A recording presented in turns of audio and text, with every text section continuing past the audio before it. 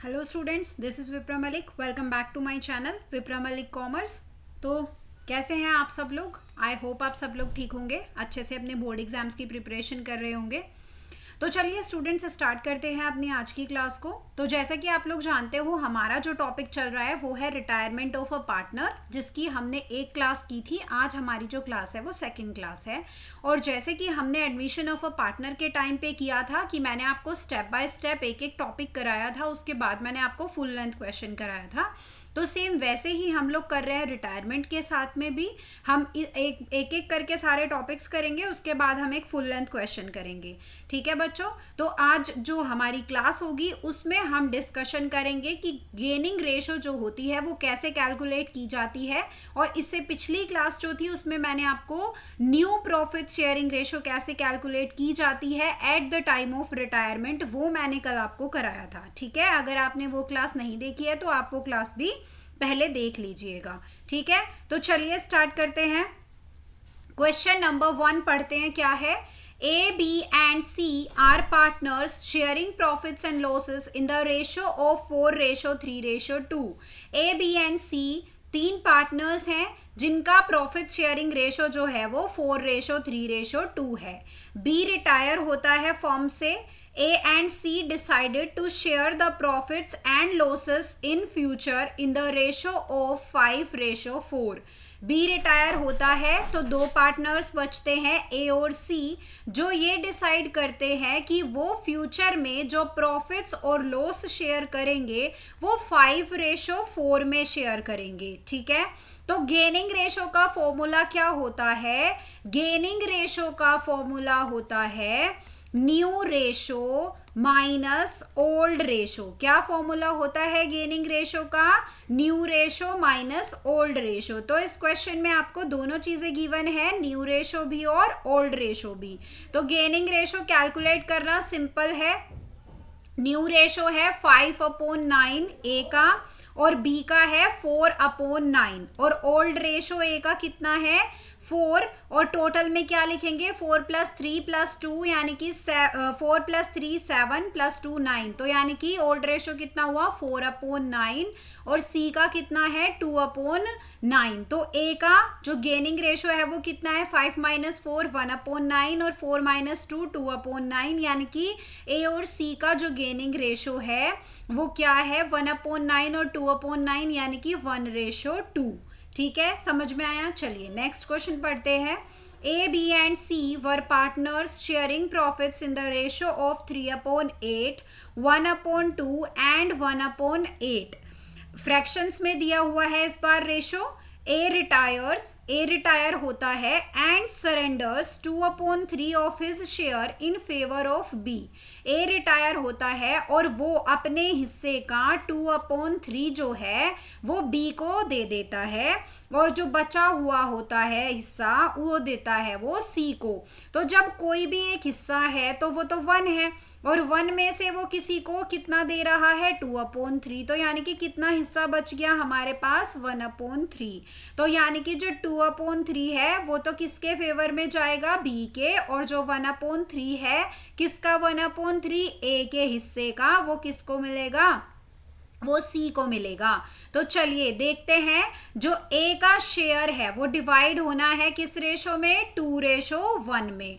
तो बी को बताओ कितना मिलेगा? बी को मिलेगा 2/3। किसका 2/3? ए के शेयर का। तो ए का शेयर कितना है?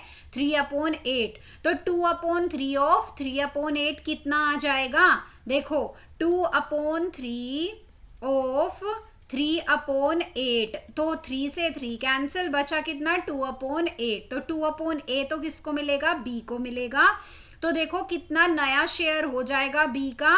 बी का पहले से शेयर कितना था? 1/2 था, और 1/2 में अब 2/8 ऐड कर लिया तो कितना आ गया? एलसीएम आएगा 8, और 2 4 जा 8, और 2 1 जा 2। तो यानी कि 6/8 क्या है? बी का नया शेयर। तो अब सी की बात करते हैं।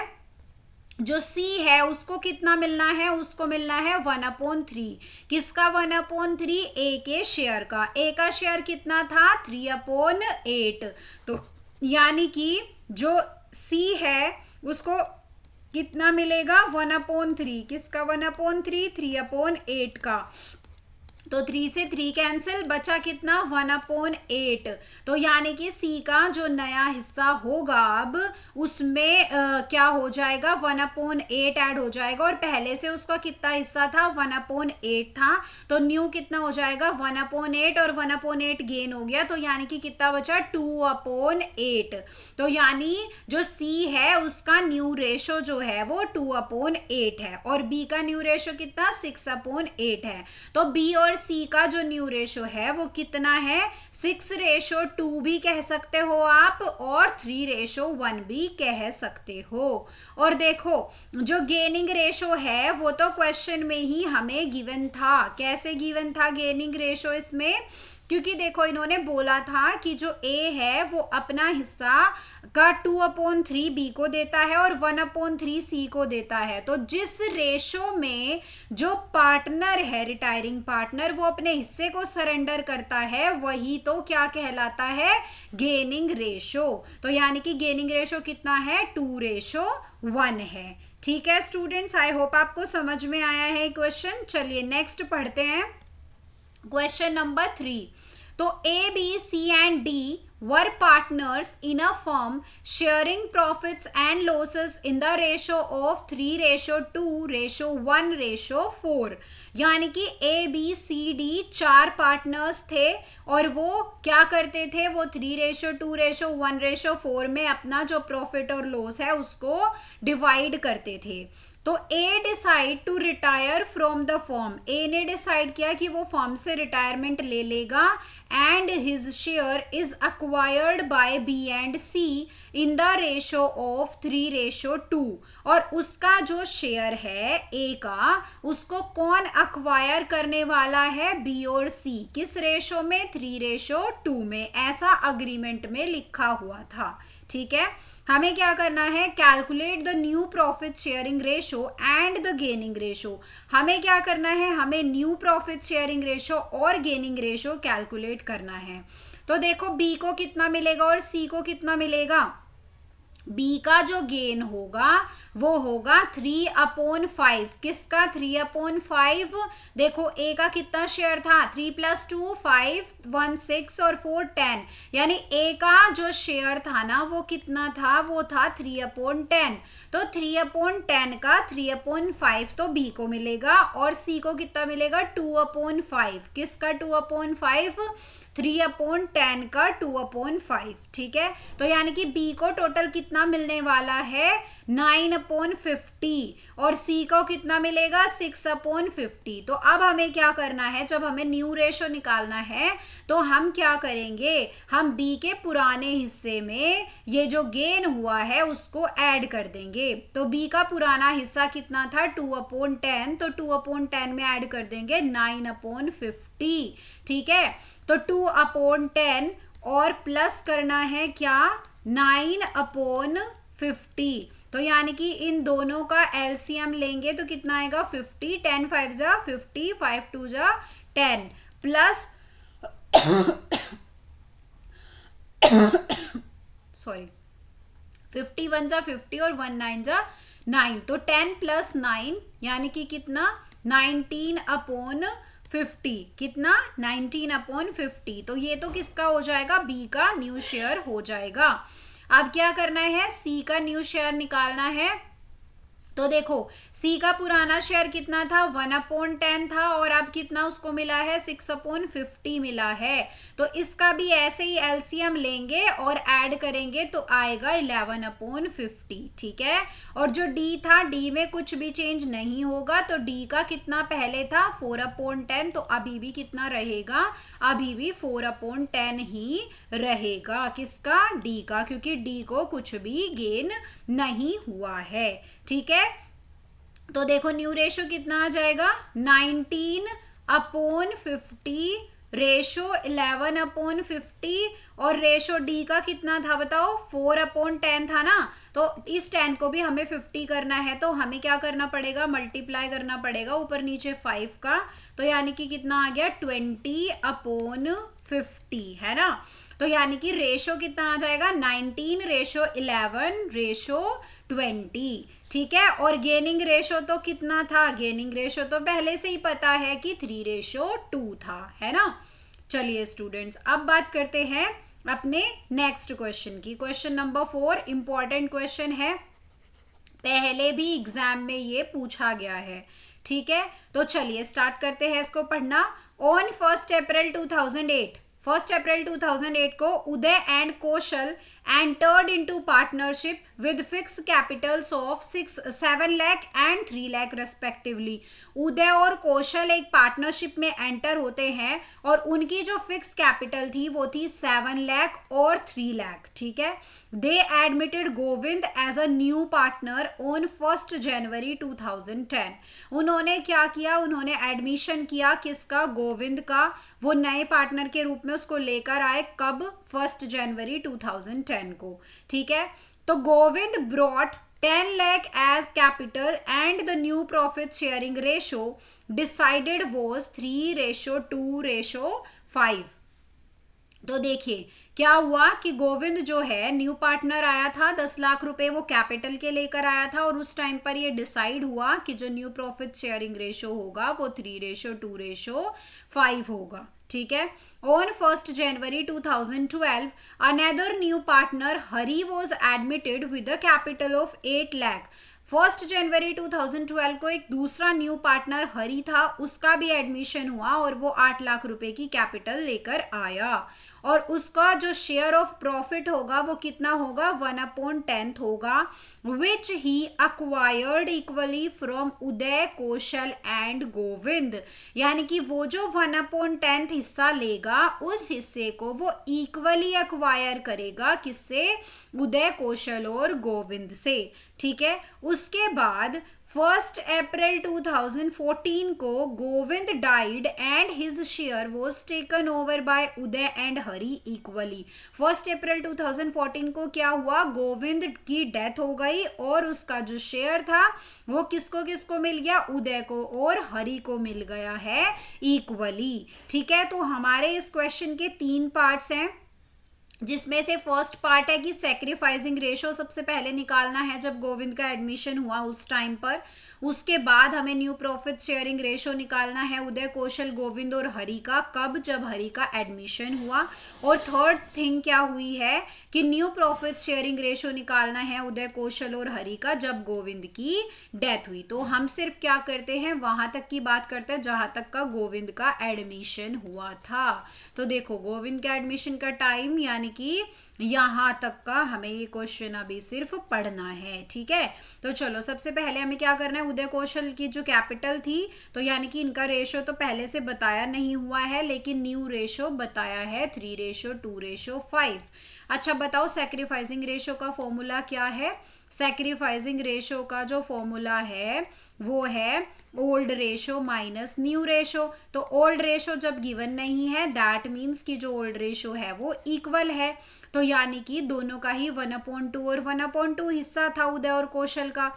तो 1/2 में से क्या करेंगे, न्यू रेशो को माइनस करेंगे, यानी कि 3/10 और 2/10, 3/10 और 2/10। तो इसको आप माइनस करोगे तो इसका इन दोनों का सैक्रिफाइस निकल जाएगा। तो सैक्रिफाइसिंग रेशो क्या था, 2:3 था, ठीक है। अब हमें क्या करना है, अब हमें जब हरी का एडमिशन हुआ तो उस टाइम पर न्यू प्रॉफिट शेयरिंग रेशो जो है वो कैलकुलेट करनी है। तो देखो हरी के एडमिशन के टाइम की जो ओल्ड रेशो थी वो तो यही थी ना, 3:2:5 थी। उसके बाद वो जो आया था वो आया था 1/10 शेयर से, जिसको उसने तीनों पार्टनर से इक्वली ही लिया था। तो देखो 1/10 को जब आप 3 बराबर हिस्सों में बांटोगे तो आप किससे मल्टीप्लाई करोगे, 1/3 से। तो दैट मीन्स वो एक पार्टनर से कितना हिस्सा लेगा, 1/30। तो अगर हम पार्टनर्स के पुराने हिस्से में से तीनों के ही 1/30 1/30 1/30 माइनस कर दें तो हमें उनका जो है न्यू शेयर पता चल जाएगा। तो देखो उदय का न्यू शेयर कितना हो जाएगा, उदय का न्यू शेयर था 3/10 और उसमें से माइनस कितना करना है, 1/30 माइनस करना है। तो 10 और 30 का एलसीएम 30 ही आएगा और 10 3 जा 30 और 3 3 जा 9, 30 1 जा 30 और 1 1 जा 1, यानी कि 9 माइनस 1 कितना, 8/30। ठीक है, उसके बाद कौशल का न्यू शेयर कितना हो जाएगा, देखो कौशल का न्यू शेयर क्या होगा, ओल्ड कितना था बताओ, 2/10 था और 2/10 में से कितना माइनस करना है, 1/30 माइनस करना है। तो आप सॉल्व करोगे तो आंसर आएगा 5/30। उसके बाद गोविंद का न्यू शेयर कितना होगा, उसका पिछला पुराना शेयर कितना था, 5/10 था और 5/10 में से 1/30 माइनस करेंगे तो कितना आ जाएगा, 14/30। ठीक है, और अगर मैं हरि के न्यू शेयर की बात करूं तो तीनों से उसको 1/30 1/30 और 1/30 मिला है, तो दैट मीन्स उसका कितना शेयर हो गया, टोटल 3/30। अब सबका डिनोमिनेटर 30 ही है, तो हमारा जो न्यू रेशो है वो कितना हो जाएगा, 8:5:14:3:3। ठीक है, तो ये जो कैलकुलेशन थी वो किस टाइम पर करी गई, हरि के एडमिशन के टाइम पर। अब हमें थर्ड थिंग क्या करनी है इसमें कैलकुलेट, कि हमें उदय, कौशल और हरि का न्यू प्रॉफिट शेयरिंग रेशो निकालना है। कब, जब गोविंद की डेथ होती है। तो जब गोविंद की डेथ हुई उसका जो शेयर था, यानी कि गोविंद का जो शेयर था, कितना शेयर था गोविंद का, आई थिंक 14/30 है ना, ये रहा 14/30 उसका शेयर था। तो 14/30 को दोनों ने, उदय और हरि ने एक्वायर किया है 1/2 करके। ठीक है, तो यानी इक्वली एक्वायर किया है। तो 14/30 का 1/2 निकालोगे तो कितना आया, 7/30। तो उदय के नए शेयर में 7/30 ऐड हो जाएगा और हरि के भी नए शेयर में 7/30 ऐड हो जाएगा। लेकिन कौशल का जो शेयर है वो उतना का उतना ही रहेगा जितना कि था। ठीक है, देखो कितना था, उदय का पुराना शेयर 8/30 था, तो 8/30 में 7/30 ऐड हो गए तो कितना हुआ, 15/30। फिर उसके बाद कौशल का देखो कितना था, 5/30, तो कौशल का तो यही रहेगा 5/30। उसके बाद हरि का कितना था, 14 नहीं, हरि का था 3/30 है ना, तो 3/30 में ऐड कर देंगे 7/30 तो कितना हो गया, 10/30। तो यानी कि जो न्यू रेशो है वो कितना आएगा, 15:5:10। और आप इसको सिंप्लीफाई करोगे तो कितना आ जाएगा, 5 3 जा 15, 5 1 जा 5 और 5 2 जा 10, यानी कि 3:1:2 ये हो जाएगा new ratio at the time of Govind's death. ठीक है स्टूडेंट्स, आई होप आपको ये जो क्वेश्चंस थे ये समझ में आए हैं कि जो हमारा गेनिंग रेशो होता है वो कैसे कैलकुलेट किया जाता है। और कल की क्लास में आपने सीखा था कि न्यू प्रॉफिट शेयरिंग रेशो कैसे कैलकुलेट किया जाता है eight the time of retirement. अब हमारी जो नेक्स्ट क्लास होगी उसमें मैं आपको सिखाऊंगी कि गुडविल का ट्रीटमेंट कैसे किया जाता है, गुडविल की क्या क्या एंट्रीज होती हैं eight the time of retirement. ठीक है, तो चलिए स्टूडेंट्स, अब क्लास को देखने के लिए थैंक यू सो मच। और अगर आपको क्लास अच्छी लगी है तो आप क्लास को लाइक करिएगा, शेयर करिएगा, कमेंट करिएगा अगर आपको कोई डाउट है तो। और अब मिलते हैं अपनी नेक्स्ट क्लास में, तब तक के लिए बाय बाय, टेक केयर।